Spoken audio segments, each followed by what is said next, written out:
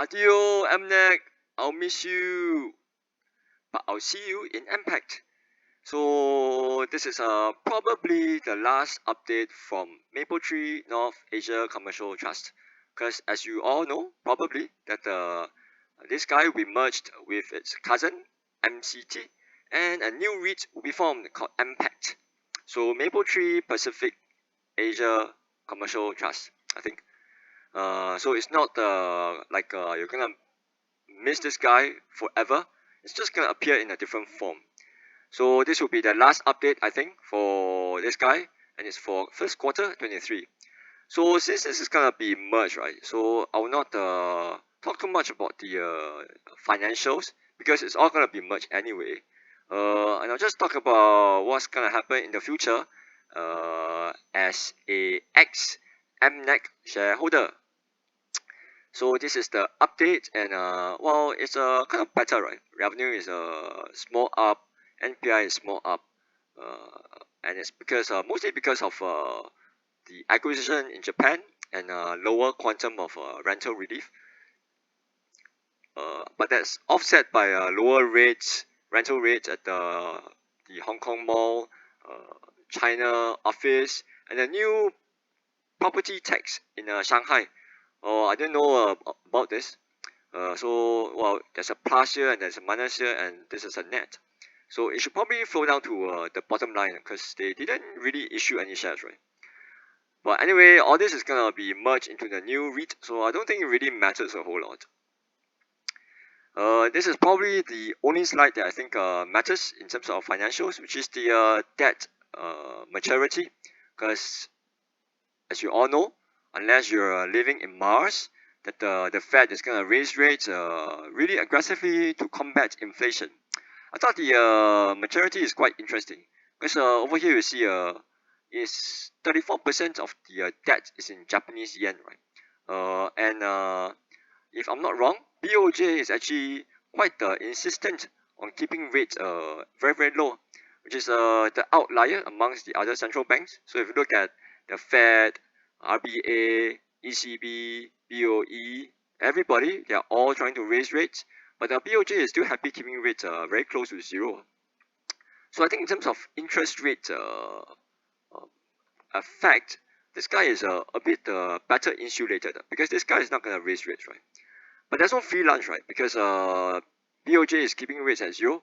Therefore, the yen is sliding quite badly. So although there's no interest rate hit, the hit will come through the FX translation. But over here they show you the forex management, right? So they do hedge 74% of it.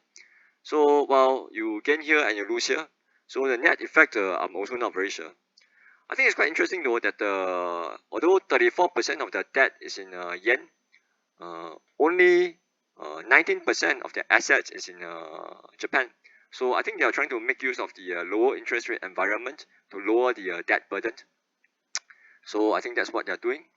And as to how interest rates will evolve, I don't know. It really depends on the Fed. Are they gonna raise rates up, or they're gonna raise up and then keep it flat, or are they gonna raise rates and then chop it big time because of a recession?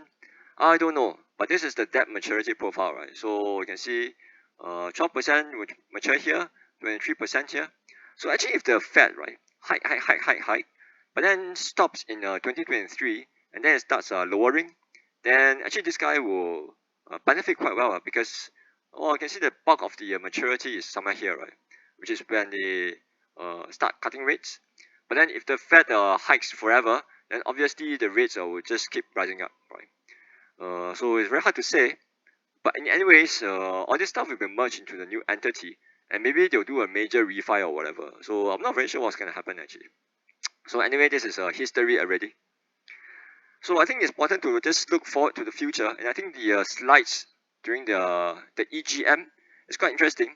So it shows you the new profile of the assets after merger, right? So you have Singapore, Hong Kong, South Korea, Japan, and China. And I think they quite it's not very explicitly mentioned, but I think if you read the in between the lines, you can kind of see, right? They're saying that they want to rebalance in Japan and recycle capital, right? So I think they might be trying to sell something in Japan and then reinvest the money into growth area, right? So it looks to me like they will still be focusing on China for growth and South Korea for growth. Whereas for Singapore and Hong Kong, it's really recovery and stability, right? So I think the Singapore core assets of what the Vivo City and the MBCs will kind of stay, I guess. Whereas in Hong Kong, the festival mall, they'll just wait for it to recover, right? Hopefully, COVID well gets better, and then they'll kind of grow in China and South Korea, and maybe some stuff in Japan. So it will still be a very North Asia plus Singapore focus theme. And this is gonna be the new profile of their AUM, as you can see over here. But by now, I think if you are a MNAC shareholder, the number one question that you have should be, do I buy back MPACT after cashing out at MNACT? Ding, ding, ding, ding, ding, ding. Because actually, if you look at the offer, right, I think most people will not be taking up the preferential offer for MCT.